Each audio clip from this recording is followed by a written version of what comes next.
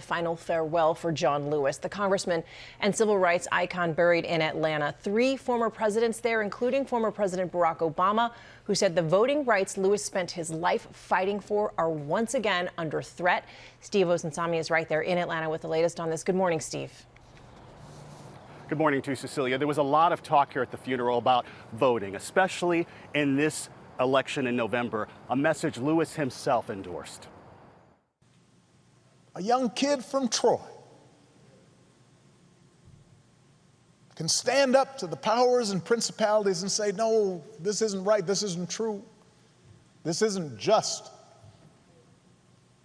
We can do better. America was built by John Lewis's.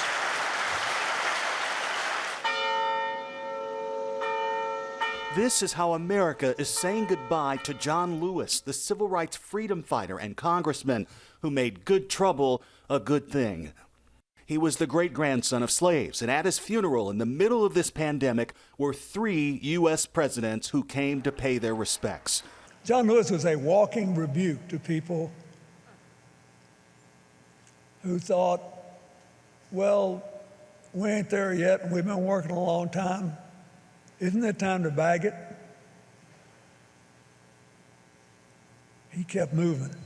Listen, John and I had our disagreements, of course.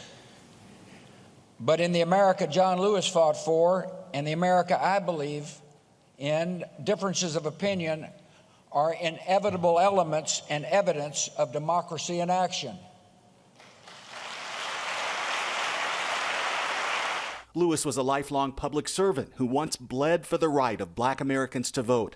And Thursday, President Barack Obama, the first black American elected to that office, delivered his eulogy. His relationship with Obama was an important one. Like many black Americans, Lewis was in tears the night history was made and Obama was elected. And someday when we do finish that long journey towards freedom, when we do form a more perfect union, whether it's years from now or decades, or even if it takes another 2 centuries, John Lewis will be a founding father of that fuller, fairer, better America. At his service, Obama spoke strongly about voter suppression he says is still happening today. Even as we sit here, there are those in power who are doing their darndest to discourage people from voting by closing polling locations and targeting minorities and students with restrictive ID laws and attacking our voting rights with surgical precision, even undermining the Postal Service in the run-up to an election that's going to be dependent on mail-in ballots so people don't get sick.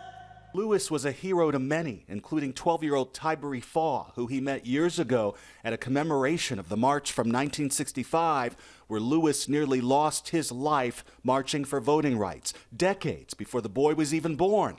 John Lewis was my hero and my friend. Let's honor him by getting in good trouble.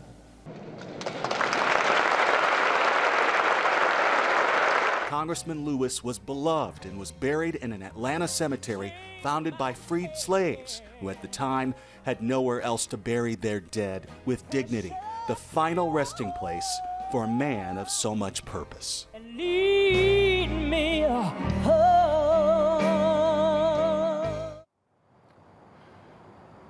Here's something people forget. John Lewis was the youngest, last surviving member of the 6 legendary civil rights activists of the 1960s, led by Dr. Martin Luther King, who is buried directly across the street from the church where I'm standing right now. Guys, Lewis spent his entire life helping others.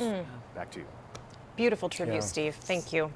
Really love it. Well, hey there, GMA fans. Robin Roberts here. Thanks for checking out our YouTube channel. Lots of great stuff here. So go on, click the subscribe button right over here to get more of awesome videos and content from GMA every day, anytime.